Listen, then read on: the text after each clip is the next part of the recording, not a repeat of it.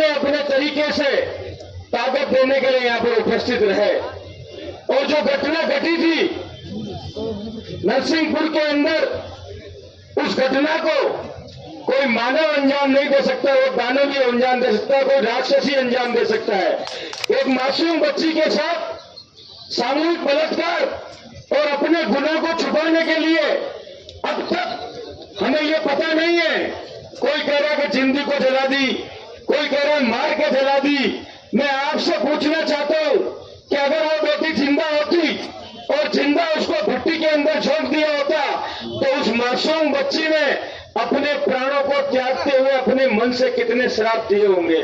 और मैं आपको आज कह रहा हूं, और उस दिन जब धीरज गुजर नरसिंहपुरा के अंदर गया था, ना वो गांव मेरी विधानसभा के अंदर आता है, ना वो मेरी तहसील है, वो पंचायत समिति, वो विधानसभा, वो तहसील, सब कुछ साफरागी होने के बाद भी, क्योंकि मैंने जिस समाज के अंदर जन्म लिया उस समाज को अगर मेरी जरूरत है और उस समय पर धीरज गुजर राजनीति की बेड़ियां पहनकर बैठ जाए तो धिक्कार है मेरे राजनीति करने के ऊपर। और सिर्फ गुजर समाज के लिए नहीं, जिस दिन से धीरज गुजर ने राजनीति के अंदर अपना पांव रखा, अपना पराया भूल के, दुश्मन और दोस्त भूलकर, जो भी कमजोर है, जो भी गरीब है, जो भी मजलूम है, उसकी आवाज को आवाज देने का काम किया और मैंने ईमानदारी से लोगों की लड़ाई लड़ने का काम किया है। मुझे आज भी याद है कि धनराज बोल रहा था अभी, और धनराज की बात अधूरी रह गई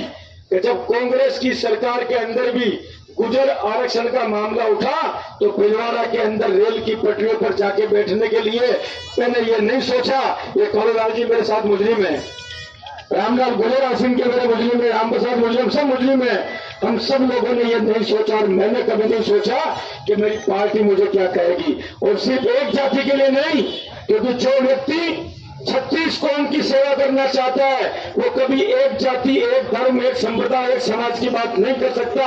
और मैं आपके सामने इसलिए नहीं कर रहा हूं कि मुझे आप लोगों से कोई बात कह के अपने नंबर बनाने हैं। धीरज गुजर आपके सामने इसलिए खड़ा हुआ है क्योंकि ये न्याय की लड़ाई उस दिन मैं आज आपको कहना चाहता हूं, बेटी किसी की भी मरे, बेटी किसी की भी मरे, अगर वो बेटी मरती है और मरने के पहले उसके साथ बलात्कार होता है तो सिर्फ मुआवजे से हमारी प्यास नहीं बुझ सकती है।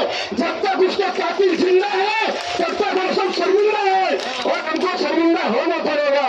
और मेरी सबसे बड़ी मांग जो विजय गोखला जी ने जयपुर से रवाना होने के पहले करी, वो मांग ये थी कि सरकार अधिकतम 10 से 15 दिन के अंदर अंदर उसका चालान पेश करे और रोज उसके मुकदमे की सुनवाई हो।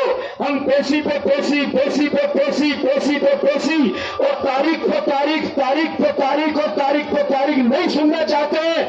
हम उसका फैसला सुनना चाहते हैं और अपनी आंखों से उन दरिंदों को फांसी के फंदे पर लटकते हुए देखना चाहते हैं। यही न्याय है,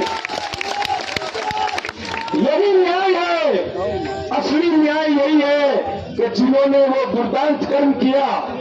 और आज मैं यहाँ पर आपको बताना चाहता हूं, न केवल उसके साथ बलात्कार करने वाले बल्कि उसकी लाश को भट्टी में झोंकने वाले और उसकी लाश को भट्टी में झोंकने के बाद में दूर जंगल में फेंकने वाले उस परिंदों के परिवार के पुरुष और महिलाएं जो आरोपी थी वो सब आज पुलिस की गिरफ्त के अंदर है। और जो दो महिलाएं बची है उनको भी लेके जो जल्दी सलाखों के अंदर फिट कर दिया जाएगा। और फिट करने के बाद में अभी मैं आपके सामने खड़ा हूं, उसके पहले राजस्थान के मुख्यमंत्री अशोक गहलोत जी ने अपने अधिकारियों को यहाँ पर भेज दिया, अपनी तरफ से ट्वीट कर दिया कि इन दरिंदों को तत्काल प्रभाव से फांसी मिले।